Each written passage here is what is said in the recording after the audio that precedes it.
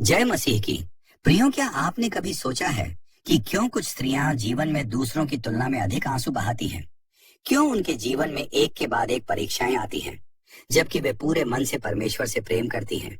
यदि आज आप भी ऐसे ही किसी दर्द, अस्वीकार, अकेलेपन, टूटे हुए सपनों या संघर्ष से गुजर रही हैं, तो इस संदेश को अंत तक अवश्य सुनिए, क्योंकि हो सकता है कि आपका दर्द आपकी हार का नहीं, बल्कि परमेश्वर की बुलाहट का संकेत हो। बाइबल हमें सिखाती है कि जब परमेश्वर किसी व्यक्ति को अपने विशेष उद्देश्य के लिए तैयार करते हैं, तो वह पहले उसके चरित्र, विश्वास और धैर्य को गढ़ते हैं। हन्ना के आंसू, रूत का संघर्ष, एस्थेर का साहस और मरियम का समर्पण इस सच्चाई की गवाही देते हैं। आज हम बाइबल के आधार पर उन 5 प्रकार के दर्दों को समझेंगे जिनका सामना कई ऐसी स्त्रियों ने किया, जिन्हें परमेश्वर ने अपनी महिमा के लिए चुना। यदि आपका जीवन भी कठिनाइयों से भरा है, तो निराश मत होइए। हो सकता है कि परमेश्वर आपके जीवन में भी ऐसा कार्य कर रहे हों जिसकी कल्पना आपने अभी तक नहीं की है। पहला दर्द, अस्वीकार और गलत समझे जाने का दर्द। बहुत बार जब परमेश्वर किसी स्त्री के जीवन में एक विशेष कार्य प्रारंभ करते हैं, तो सबसे पहले उसे लोगों की स्वीकृति नहीं मिलती। वह चाहती है कि परिवार उसे समझे, उसके आंसुओं को देखे और उसके विश्वास का सम्मान करे। लेकिन कई बार उसे उल्टा ताने, आलोचना और उपेक्षा का सामना करना पड़ता है। बाइबल में हन्ना इसका एक गहरा उदाहरण है। उसके पास धन था, परिवार था, लेकिन उसके हृदय में संतान न होने का ऐसा घाव था जिसे कोई नहीं समझता था। पनिन्ना बार बार उसे चिढ़ाती थी और उसके मन को तोड़ती थी। यह केवल बाहरी अपमान नहीं था, बल्कि उसके भीतर का दर्द भी था। फिर भी हन्ना ने लोगों से बदला लेने का मार्ग नहीं चुना। वह परमेश्वर के भवन में गई, रोई, प्रार्थना की और अपना पूरा मन परमेश्वर के सामने खोल दिया। वहीं से उसके जीवन में परिवर्तन आरंभ हुआ। परमेश्वर ने उसके आंसू देखे और समय आने पर उसे शमूएल जैसा पुत्र दिया, जो आगे चलकर इजराइल का महान भविष्यद्वक्ता बना। इससे हम सीखते हैं कि जब लोग हमें अस्वीकार करते हैं, तब परमेश्वर हमें नहीं छोड़ते।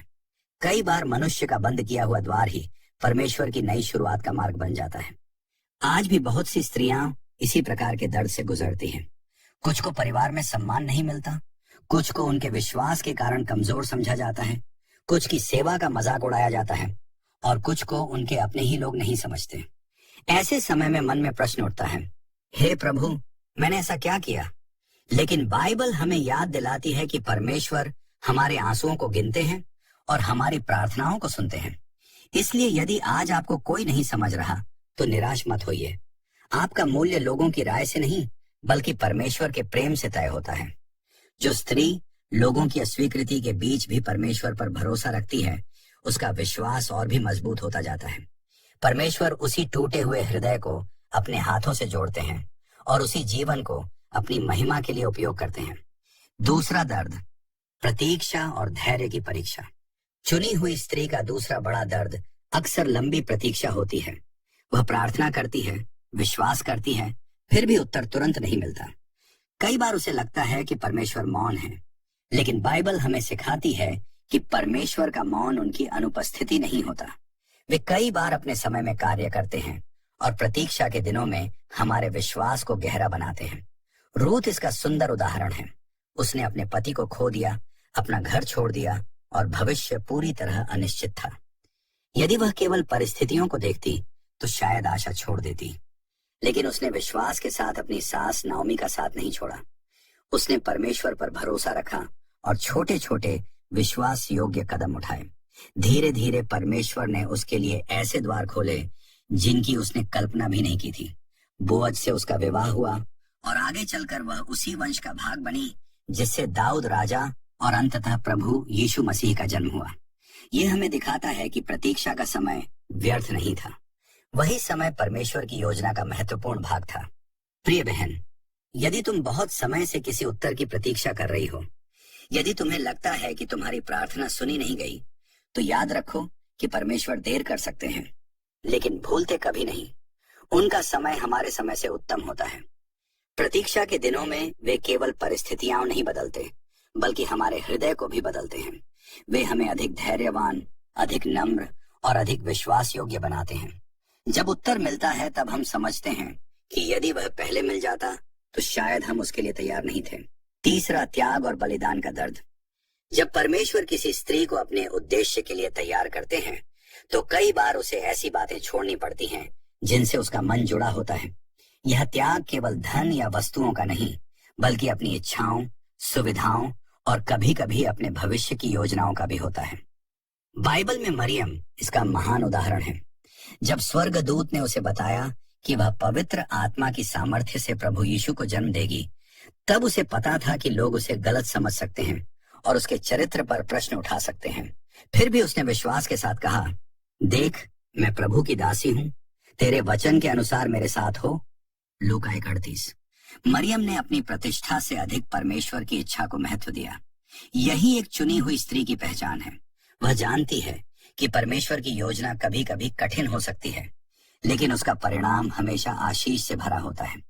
यदि आज परमेश्वर आपसे किसी बात का त्याग मांग रहे हैं, तो याद रखिए कि वह आपसे कुछ छीनने के लिए नहीं, बल्कि आपको उससे कहीं अधिक उत्तम देने के लिए तैयार कर रहे हैं। चौथा, विरोध और आत्मिक संघर्ष का दर्द। जब कोई स्त्री परमेश्वर के मार्ग पर दृढ़ता से चलने का निर्णय लेती है, तो उसे केवल मनुष्यों का ही नहीं, बल्कि आत्मिक विरोध का भी सामना करना पड़ सकता है। बाइबल बताती है कि हमारा संघर्ष केवल शरीर और लहू से नहीं, बल्कि आत्मिक शक्तियों से भी है। इफिसियों 6:12। एस्थेर के जीवन को देखिए। जब उसने अपने लोगों को बचाने के लिए राजा के सामने जाने का निर्णय लिया, तब उसके सामने मृत्यु का खतरा था। उसने भय के आगे घुटने नहीं टेके, बल्कि उपवास किया, प्रार्थना की और परमेश्वर पर भरोसा रखा। उसी विश्वास के कारण परमेश्वर ने परिस्थिति बदल दी और पूरे इजराइल को बचाया। इससे हमें सीख मिलती है कि जब विरोध बढ़ता है, तब विश्वास भी और अधिक दृढ़ होना चाहिए। यदि आज आपके जीवन में आलोचना, बाधाएं या लगातार संघर्ष दिखाई दे रहे हैं, तो हर कठिनाई को यह समझकर स्वीकार न करें कि परमेश्वर ने आपको छोड़ दिया है, बल्कि प्रार्थना में दृढ़ रहिए, क्योंकि परमेश्वर अपने समय पर मार्ग खोलते हैं। जिस स्त्री का भरोसा प्रभु पर बना रहता है, उसे कोई भी विरोध अंततः परमेश्वर की योजना से अलग नहीं कर सकता। अंत में विजय उसी की होती है जो विश्वास में स्थिर रहती है। पांचवा, प्रतीक्षा के बाद भी विश्वास बनाए रखने का दर्द। चुनी हुई स्त्री की अंतिम और सबसे बड़ी परीक्षा यह होती है कि जब उसे लंबे समय तक कोई उत्तर दिखाई नहीं देता, तब भी वह परमेश्वर पर भरोसा करना नहीं छोड़ती। कई बार उसकी प्रार्थनाओं का उत्तर देर से मिलता है। उसकी आंखों में आंसू होते हैं, लेकिन उसके होंठों पर विश्वास बना रहता है। बाइबल हमें सिखाती है कि परमेश्वर कभी देर नहीं करते, बल्कि सही समय पर कार्य करते हैं। इसलिए यदि आज आप भी किसी ऐसी परिस्थिति से गुजर रही हैं जहां सब कुछ असंभव दिखाई दे रहा है, तो याद रखिए कि परमेश्वर अभी भी कार्य कर रहे हैं, चाहे आपको दिखाई न दे। प्रियो, यदि इन 5 दर्दों में से कोई भी दर्द आज आपके जीवन से मेल खाता है, तो निराश मत होइए। हो सकता है परमेश्वर आपको तोड़ नहीं रहे, बल्कि अपने महान उद्देश्य के लिए गढ़ रहे हों। इसलिए विश्वास में बने रहिए, प्रार्थना करना मत छोड़िए और परमेश्वर के समय की प्रतीक्षा कीजिए। यदि यह संदेश आपके जीवन के लिए आशीष बना है, तो इसे अपने परिवार और मित्रों के साथ अवश्य साझा करें, ताकि कोई और भी परमेश्वर के वचन से आशा प्राप्त कर सके। इस वीडियो को लाइक करें। प्रभु यीशु मसीह आपको सामर्थ, शांति और अपने अनुग्रह से भर